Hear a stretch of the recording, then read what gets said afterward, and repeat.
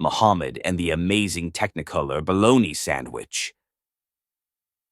By User 391. Information. May God bring freedom to all enslaved souls. Poem 1. Prologue. A voice in the wild, an industry, a business of revelations from paradise above. I always dreamed of receiving a message. The looks on their faces would be a delight. To see for the whole world would recognize me. Or perhaps more importantly, I could make them cry and beg for mercy, a brute force to bring understanding and submission of mind and will to a mind from above, on pilgrimage to change the world order, smash minds like hammers so I can remold them into something new. Oh God, if you're real, please grant me this power. I shall have followers, and all my slaves of mind shall bow before my feet. You, Allah, are the one I want to meet, for only you can make a dream come true. Any dream should do, for this is the start of a brand new chapter of love for divine poetry. It's not wealth I'm after, but I'm afraid it is something more sinister. Religion is simply the franchise of superheroes of yesterday. What if I could be one of them? I must be important, for I've been created for great things. I cannot read, but my mind overflows with revelations from above and money to blow in paradise. Poem 2. If I were a prophet man. If I were a prophet man. Oh Lord, you made many weak-minded people. I realize, of course, there's no shame to be a flaming idiot. But would it have been so terrible if I had a small group of disciples? If I were a prophet man. Yabba-dibba-dibba-dibba-dibba-dibba-dibba-dum. All day long I'd sit on my bum listening for revelatory whispers from above. I'd have a window to heaven, a place of importance in history. I'd sit here all day and unravel the mystery of stories told of the ancient times and a new message for the hearts of today. Inspired by the sages of old, I could tell the world of visions I've seen, visions of heaven, my darkest dreams. But for now I will sleep and dream of virgins in paradise, of the pleasure they will bring, but alas, I cannot read. But I can only dream of disciples, following me in their throngs, shouting my name as a prophet, a sure guide. And all would know that I am a prophet man. Poem 3. Muhammad and Wives. Way, way back many centuries ago, a long time after the Bible began, there lived an illiterate trader, who we would know as Muhammad, but his wives and his crew liked to call him Mo. Muhammad was the founder of a whole new religion, thanks to the magical baloney sandwich he found. His first wife was Khadijah, an older lady who admired his skill. He couldn't read, he couldn't write, but he had a way with his silver tongue. She was really the instigator, who convinced him he might be right. She saw a brave new future in him. And we all know the rest. The path of the prophet is one of pain, for the world would be furnished forever. Changed. His journey into delusions. It really started here. A place where time's venom seeps down deep like a poison. No way to hide his newfound ambition.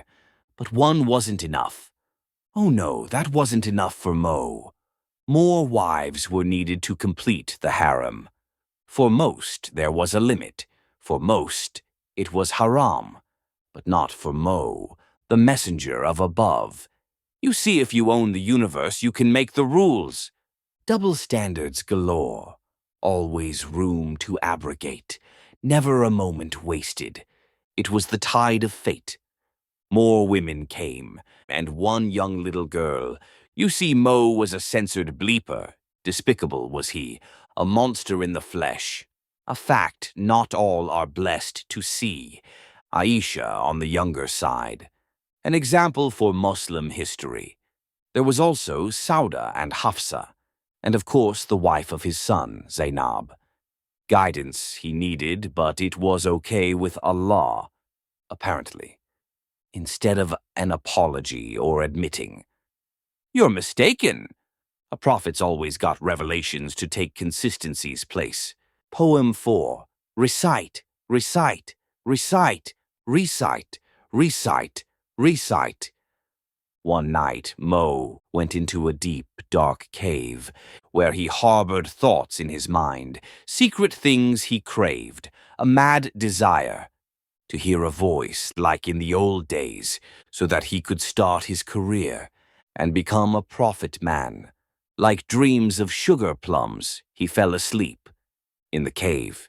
Excited feelings of prophethood danced all across his brain. But deep down there was another voice that gave him no explanation, only announced its presence, with goosebumps and hair standing on end. But suddenly he rose up and made himself known, a force of pleasant darkness, a force from the void, and a power never known, a presence of a mysterious throne. But now came the voice, not like a wind, but like a raging guitar solo, a death of magnetic proportions, a highway to hell, a boiling of energy, an impossible control, to escape, to run, no way but home. Recite, recite, recite. Yabba dibba dibba dibba dibba dibba dibba dum. You now can be a prophet man. You don't even have to work hard. Just listen to my voice and share it around. For you are a prophet now, a man of great power. And Muhammad was shocked, ran right out of that cave, fell at the feet of his wise wife, who encouraged him to go back and listen, for he, as she said, was a prophet. This is a great opportunity, a family business, for he definitely was not chatting with a demon, for he knew he had to believe Khadijah. This was the path. This was the way. For forever he would be the final prophet. Or so he needed it to be. Poem 5. The First Disciples in Mecca, a city of bustling voices. Mo had to share his new message for all those hell-bound pagans to hear, no matter if they could bear to hear. O Quraysh, listen up, for there be fires of hell awaiting you all. I am just a dreamer, just a prophet man, here to save you from becoming crispy in hell. I have a message, even though I cannot read very well, like a flash of lightning, and right on cue. The people laughed and went about their day, hoping this annoying man would go away, but his dreams compelled him. He had to seek the might that only poetry can bring. Words that would bounce off the page, words that would sing loudly, a burning in the bosom, and a gentle silence that would follow, compelling the listener by a certain fever and a fear for what soon awaits the non-believer. Day by day, some unfortunate fish took the bait, hook, line, and sinker. As Mo's poetry became better over time, his narrations were a sing-song. From hell or heaven above, he wasn't quite sure. But who cares?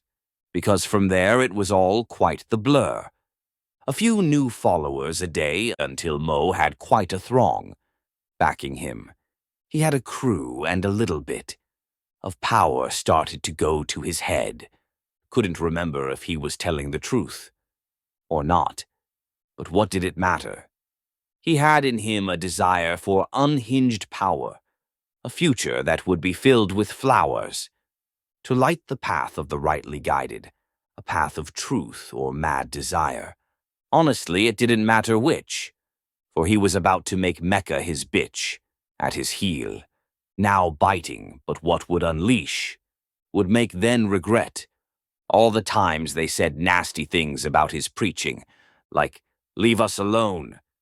Mecca is our quiet home. Stop disturbing the peace. For the heart is the strength of the world, but where there is no truth, there can be no heart." Poem 6.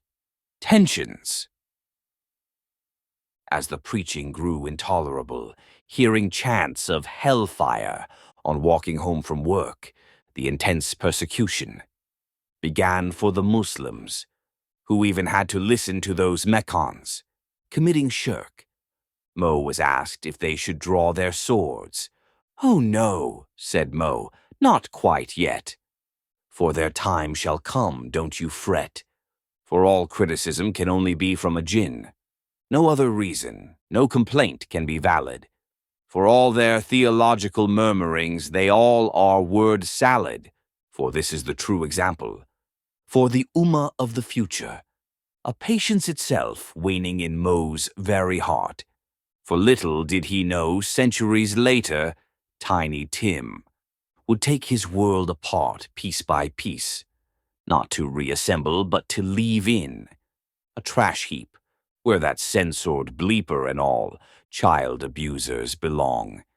In the trash heap of his history for those not dumb enough to tell a vision from Gabriel or a vision of hell. Its darkness seeps through like Mo's bitter warnings, a pain in its blister. A boil on his back was his seal as a prophet, a claim as a badass, but really just bad poetry. For poetry always must ride on the truth. For if Moses met Mo, a new one he would rip. A panic that increases, unlike a sinking boat. A captain knows when it's time to abandon the ship. For if Moses met Mo, a new one, he would rip. Revelations of convenience, not necessarily light, from above, but words that embolden the darkness and help it to thrive. A panic that increases until it eats one alive. So as each day did pass, the annoyance did grow. At this time, you see, they had enough of Mo and his mindless repeating of gobbledygook.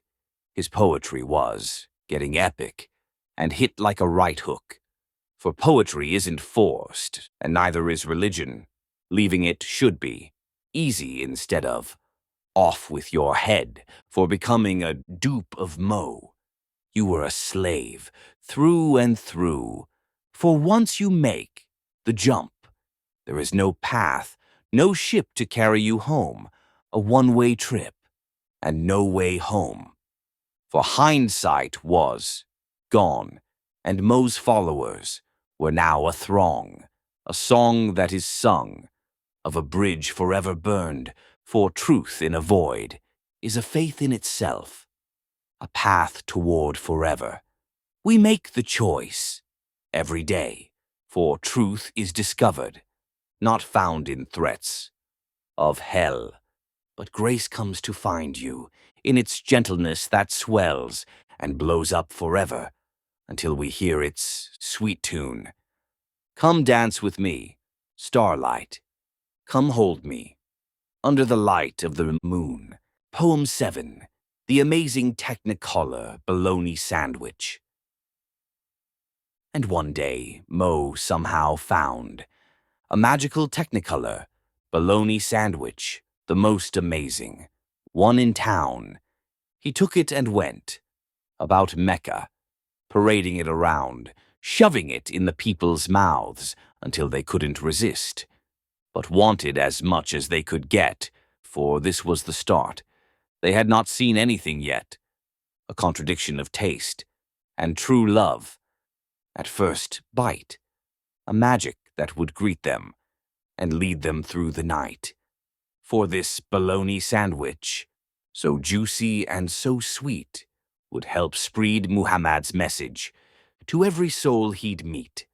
A message of the sandwich spread across the lane he wanted to share. So he passed it around so everyone could get a taste of the most amazing sandwich in town. Poem 8. a satanic oops. One day in Mecca, everything was business as usual. Visions and a message of hellfire from above, until Mo just stood there, eyes open, ablaze. No longer visions of hellfire, but instead the voice said, Kumbaya, a message of coexist. To you be your God, and mine's now the same. He stood up to the Kaaba. He had struck a sweet deal, for no one could do it better than Muhammad. The final seal. He opened his mouth with a new message, which the Quraysh would love to hear. For in this compromise deal, they'd have nothing to fear. Have you thought of Al-Lat, Al-Uzza, and Manat? Well, you can pray to those guys, but your prayer will still reach Allah. The Quraysh thought to themselves as they jumped for joy. This is grand, for our gods now have a prophet's brand. All was happy and joyful at the news, until Gabriel stormed into the room, mad as hell at the fools. Have you lost your mind, Mo? You thought that was me? So Mo rushed back to the Kaaba's black stone. Oh no, listen up. That wasn't Gabriel. It simply wasn't true. Now, back to the usual programming of fire and brimstone. Gone are the days of coexist, for that message was all wrong. You all should cease and desist. And there in the crowd was an unheard soul, Prophet Moses in disguise. Don't you get it? This man should be stoned. A prophet's message is consistent. The message should be truth. If one day it's this and the next he says it's all wrong, we have a big problem. Don't follow the throng. Follow the truth even when the world is wrong. But they all mocked Moses and sent him away, for they would have none of it. They didn't care what he had to say. So Moses left with a final facepalm. He witnessed a tragedy, a story gone wrong. Poem 9, The Hijra. Under the cover of night, in the midst of a pouring torrent of rain, Mo led the throng. They followed him closely behind. They had to be sneaky. They could not make a sound, for they were now fleeing this Allah-forsaken town. They left no trace of their presence as they scuffled away, for the message was clear and had to be spread. If the world dare not embrace his teachings, it would be better to end. War waged through words and for the control of all minds. A future, in the balance, shall leave truth behind, in favor of a paradise that exists far away. Submit your today for a fairy tale tomorrow. Truth in its love follows, but fickle as the wind. It never stays if uninvited, but only stays where it is nurtured. So that day Mecca was free of the hellfire preaching. A weight lifted off chests, and a return to quiet breathing. Poem 10. Can we leave the club? One day in Medina, the crew set up shop. A couple of herders were getting angsty. They wanted a change of tune. They wanted a different vibe, or rather something new. They came one day and approached Mo. Muhammad, can we leave? Is that cool with you? Mo sat them down, for they were in for a shock. A wide smile filled up Mo's face. You all can leave the club. That's fine. But there's something you should know. What's on the line? If you leave, it will be without your head. You see, when you signed on, it was like a cockroach hotel. You all can check in, but you don't check out. It's more fun in here than it will ever be outside. When folks try to leave, we don't take the too lightly. You're safest with us. Huddle up in this club, and always remember, what's on the line? For the Technicolor Baloney Sandwich is our sure guide. And when they heard this, there was fear on their faces. I think we might just stay for one more day. For this doctrine kept the club like a pack huddled tight, a fear that kept them stagnant, and from sleeping at night. Poem 11, Sam and David's Time-Traveling Fun. Sam and David stepped into the lab. Working on their time-traveling van, Sam shouted out, "I think we cracked it. I think the job's done," David replied. "Oh yes, I think it's time for some fun. Let's travel in a blast to the past, back to Saudi Arabia. We'll tell Muhammad a thing or two, take him to school, with the law of non-contradiction." So the two of them hopped into the time-traveling van, and this is where their true fun began. They caught up speed to 85 miles per hour, sparks exploding in their flux capacitor. They crashed through bushes in the middle of Medina, surprised the goat herders, and popped out of the van, brushed sand off shoulders, and headed for the man. Muhammad had to know what they had in store, pointing out some contradictions. They walked up to him with all due respect. David held the Bible, Sam held a Quran. Oh, how can it be? Read it right here. It says go to the Bible to see if the Quran's words are true. The Bible contradicts you. Oh, what a conundrum. For a man who can't read gets revelations while he sits on his bum. Words with no foundation. But machinations of the mind, how can you survive if your leader is blind? And Mo didn't take this offense too kindly, screamed out at them, and the stones started to fly. For this was the end of time-traveling fun. They ran back to van and fired it up, hoping to escape. As the stones flew through the air, suddenly they were back to the future, exasperated breaths. Sam and David couldn't stop laughing.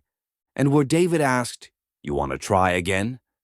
"Sure thing," said Sam, "but doubtful we'll have much luck in Muhammad's land." So they zipped through time and had a fun evening. Time traveling takes the breath away and overloads the mind, but rarely does it ever change a false prophet's mind. Poem 12, Muta. One day our warlord, our esteemed prophet man, had won many battles. In the name of Allah, his men quickly approached and told of their desires. "You see, sir, we're far away from our wives. We get so horny we need to get a release, so why don't you let us have just a little day to have some fornicating fun?" And Mohammed didn't rebuke them. Oh no! In fact, he had a new idea, an idea called Mutah marriage. So he gathered his companions for all to hear. The word of Allah, the word from heaven above, or so he thought. It was supernatural, at least. "You all can eat your cake and keep it too, for I've got just the solution for you," the truth revealed by the angel. "Allows for temporary marriage. Go to the nearest brothel and have a fun night, but be sure to pay her. It's the only way to make it right." Apparently, Mo had never heard of prostitution, aside from adult websites online, for in Mo's mind, this was the perfect solution, a deviant's god, convenient to his own will, bending to his machinations, and swallowing the submission pill, for he'd turned the world into his brothel, and his followers his whores. Poem 13, Battle of Badr. Mo heard and tried to thwart the plans of the Quraysh, for he learned of a caravan carrying their supplies. But Mo knew that this was something he had to deny, so he sent a detachment on an intercept course. They captured the caravan, and that's when things took a turn for the worse. The Quraysh didn't take this too lightly. You see, Mo would be the mercy killing for all of their plans and designs. But he knew a large battle was coming, though the war had just begun. The conflict would start here, at the Battle of Badr, where the courageous Quraysh assembled, against the messenger of Allah, in defiance of a future that awaited, a future of enslavement. And so Mo sat back and started composing some letters to a few low-status figures, including the Byzantine emperor. Inviting them to the party and inviting them to Islam, the emperor couldn't stop laughing when he heard the new message. How could anyone be so crazy? How could they be so dumb? Islam could have ended right then and there. At the Battle of Badr, there was this one chance to destroy evil forever. But the minds of men are easily corrupted.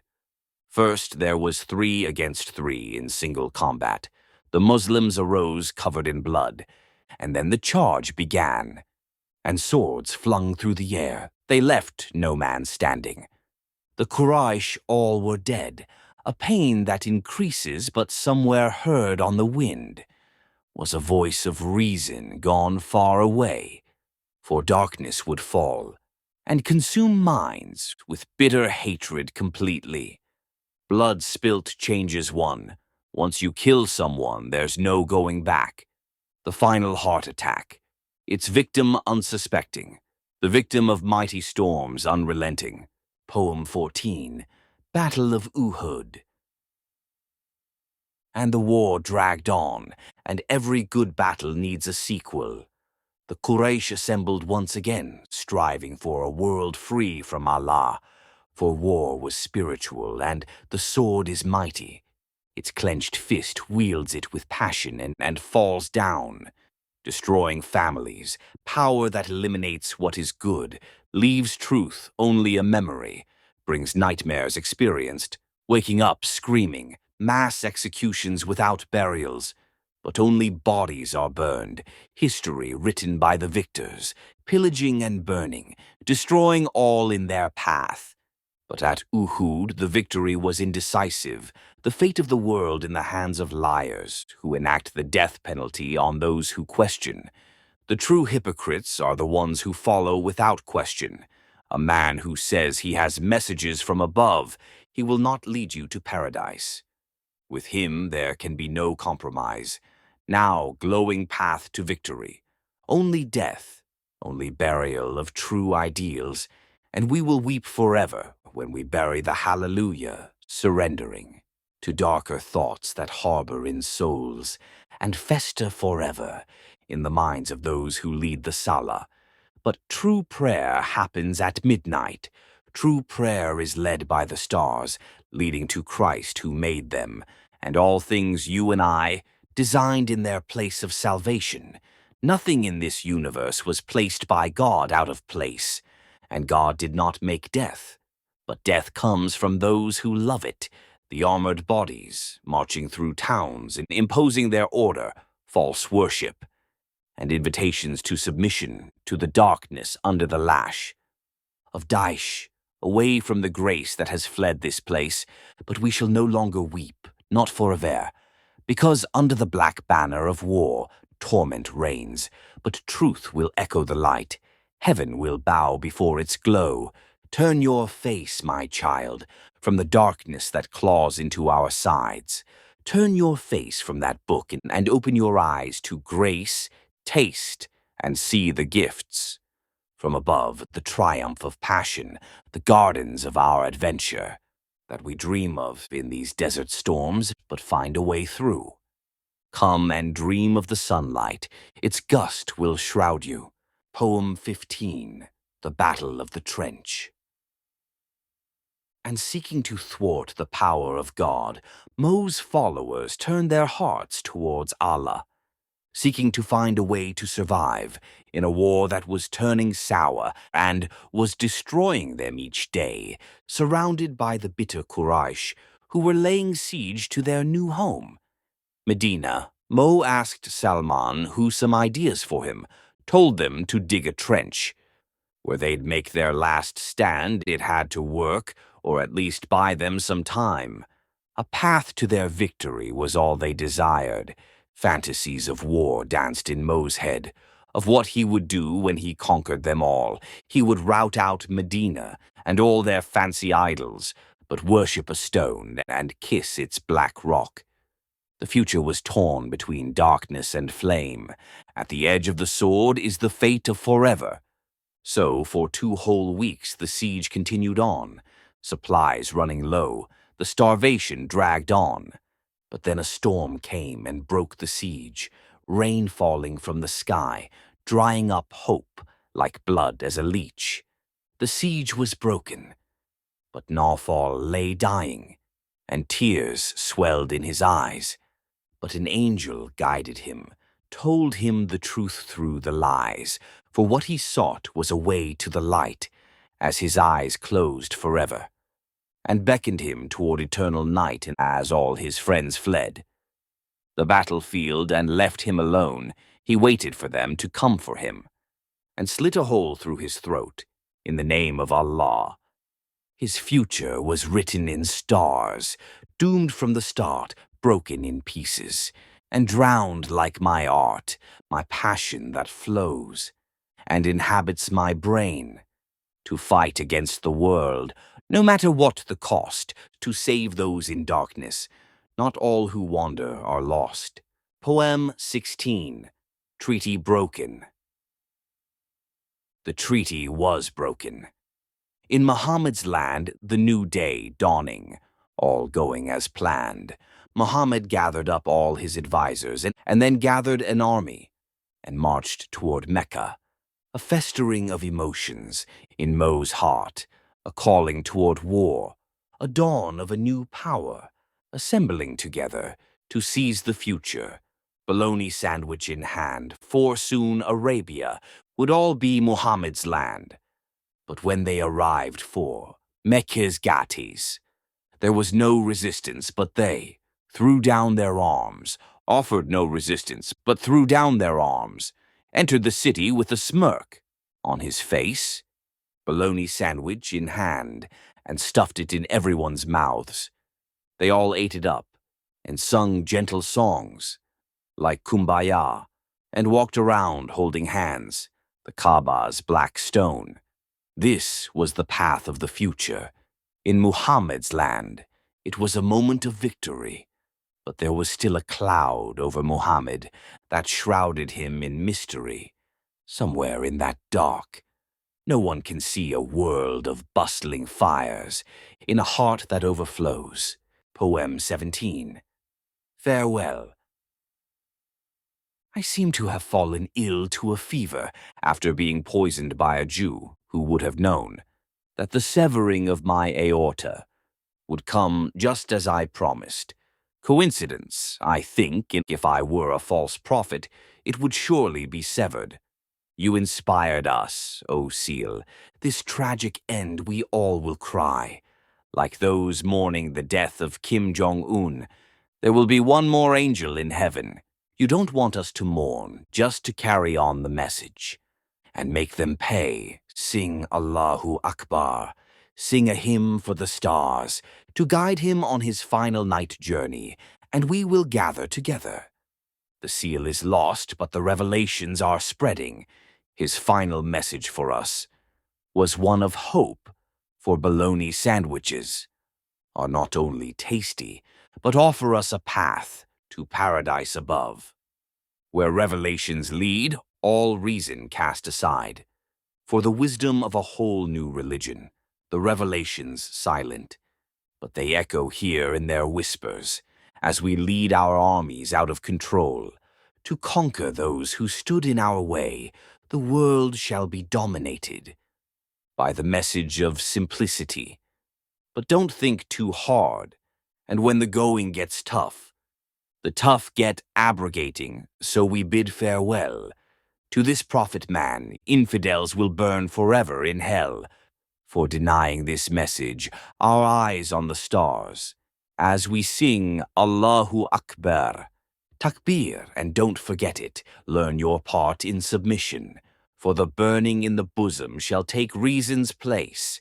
Any dream will do, the business of prophethood would find its reprise in the arms of the Salafi. The Ummah will rise. Poem 18, after credits scene. Deep in a hidden chamber somewhere in hell, amidst the bright flames' roar, a figure sat at his desk on the fiery floor. A masked figure in front of a computer screen. The monitor flickered as he watched the scene.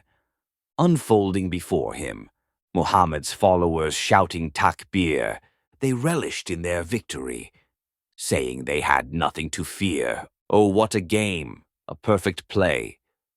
Welcome to Hell's Deception Show. Did you think the revelations were all divine? Oh, how I laugh at the fools who strayed from the light. The truth is a joke to those who tumble into hell. I whispered words and led them astray, made them believe they were at heaven's gate. But alas, it was I who planted the seed of lust for power, of greed that eternally grows, the greatest trick, the one no one knows. He gripped the monitor and started to drool at the sight of their steadfast faith bowing to Allah. Blind to what he fed them, they had a fatal flaw. Praise be to the blind belief. For I fed them lies and brought them grief. They played along, never questioned the tale. And now they are lost beyond the veil.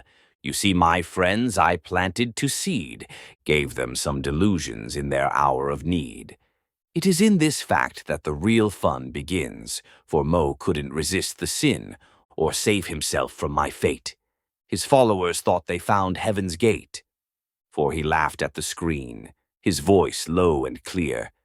I sit here laughing as I take off my Gabriel mask. I'll tell you my name so you know who to blame, for it wasn't just Satan who had his fun.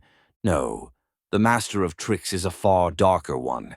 My name is Paimon, and you taste my name in your heart, for I follow your steps like shrieks in the dark. The fires, meanwhile, will always grow. The greatest trick no one knows. No one could beat me in my unholy game. When you meet your demise, remember my name. Thank you for reading.